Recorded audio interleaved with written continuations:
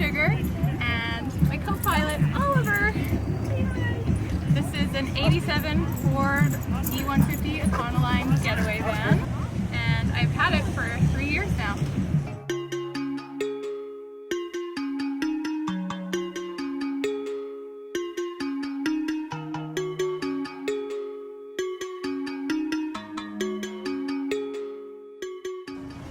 When I was in Australia, I owned a camper van and I lived in it, and it was the most amazing time of my life, just because that life feels like the ultimate sense of freedom. And when I moved back to Vancouver, I wanted to keep a piece of that van life, and so I got this van. It took me about a year to find it, and I have it now and I love it. People are always interested in the van. They want to come take a peek inside and see what it's all about. You can have your home wherever you want it.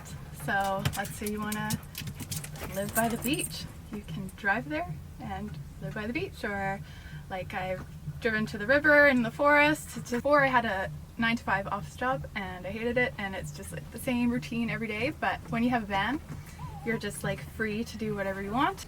So some of the challenges of having an old van like this is you're always afraid that it's going to break down. Like I tend to go down forestry roads, places where there's no service, and it's always that fear in the back of my mind that it's going to break down somewhere and I won't be able to get help. A lot of the time I go on my own, so like being a female, it's kind of scary going off into these places on your own. Like you never know what will happen, but I feel also that's like when the magic happens, when you go off into nature and you just like ease into it. Being a solo female traveler, I'm always worried like what will happen if someone comes and just gives me problems when I'm here.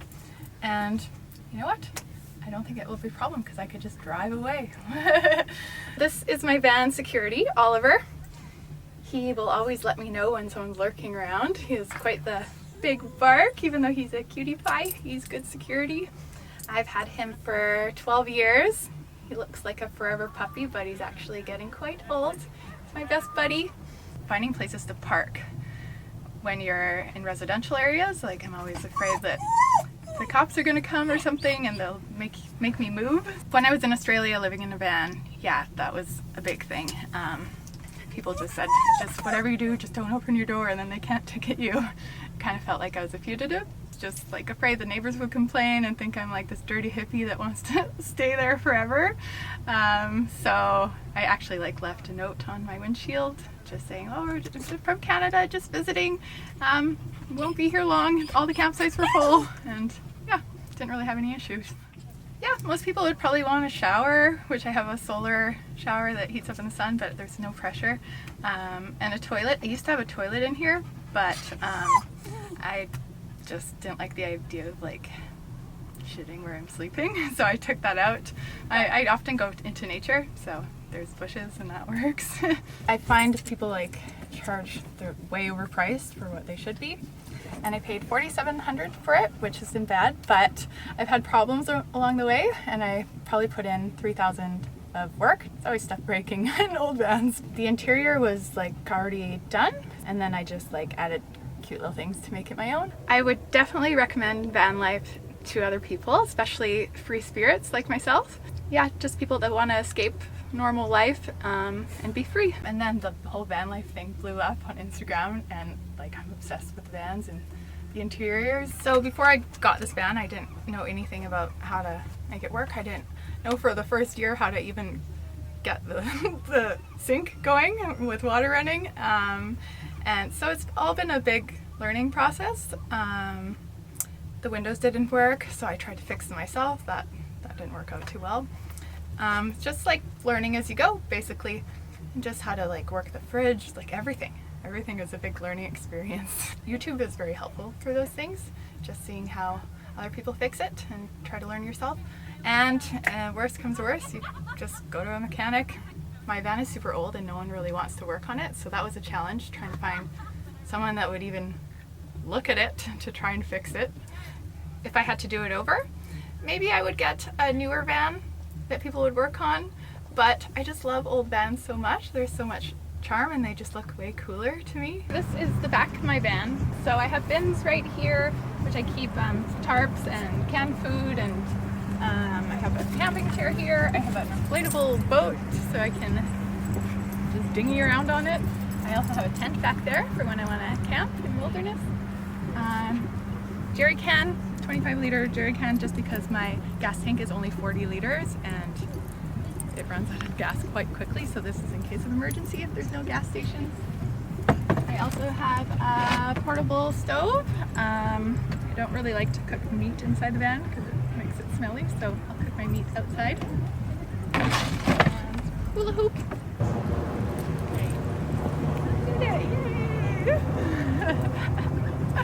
This is the inside of brown sugar. It's nice. The high top I can stand fully. It has a stove here, which runs off of propane. I could plug it in if there's an electrical source, or runs off the battery.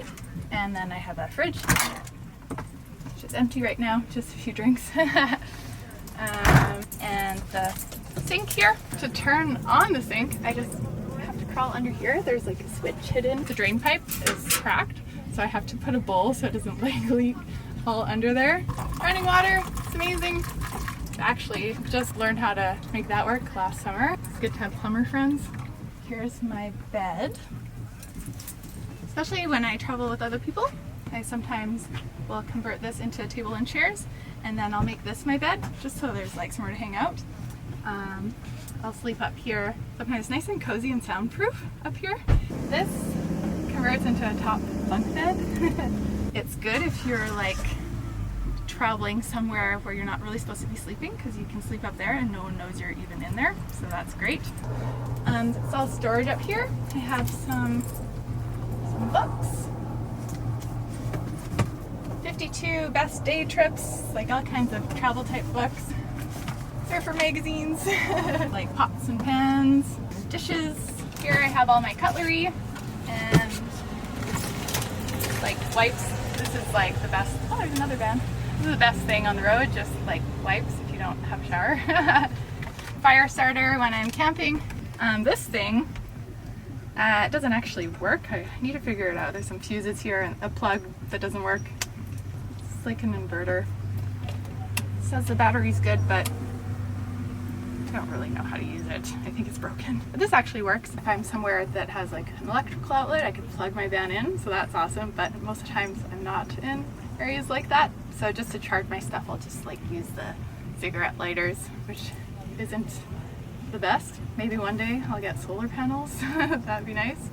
The fridge and stove, they actually run off of propane, which I turn it on the outside, so that's great. I also have some storage up here, and I have all my fun things. I have a sombrero, which I like to use if it's raining. It's great when you're on the road. You have time for like all the things that you don't have time for in the city. Walkie-talkies, because my van is like extremely noisy when I'm driving, and whenever I have friends sitting in the back, I can't really hear what they're saying when I'm driving. So I got these in hopes for us to communicate while we're driving. I have my ukulele, a pump for when I go camping so I can inflate my air mattress. If something breaks down, I can try to fix it myself. I'm not very good at that though. So with my decor, I love the beach, so I try to have like a beachy kind of theme going. Surfboard, plants because I love nature, the tiki torches. I have these candles here, which are not real.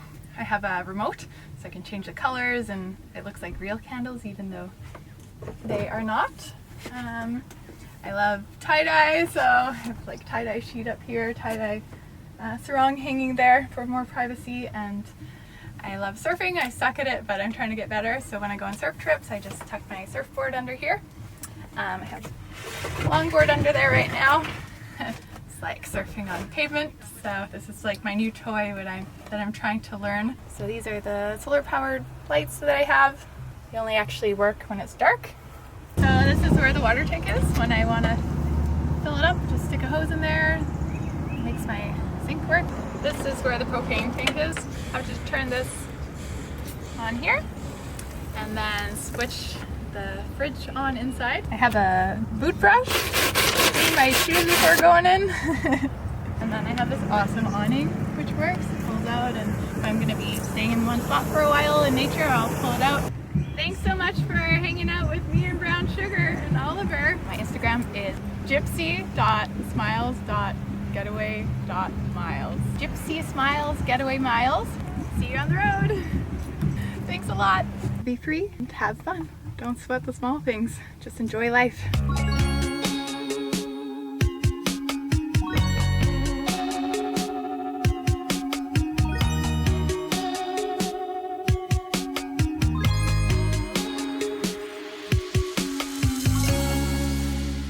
Hi everyone, hope you enjoyed this episode in the Alternative Dwelling series. If you wanted to see more, a playlist is popping up right now where you can watch every episode we've ever made.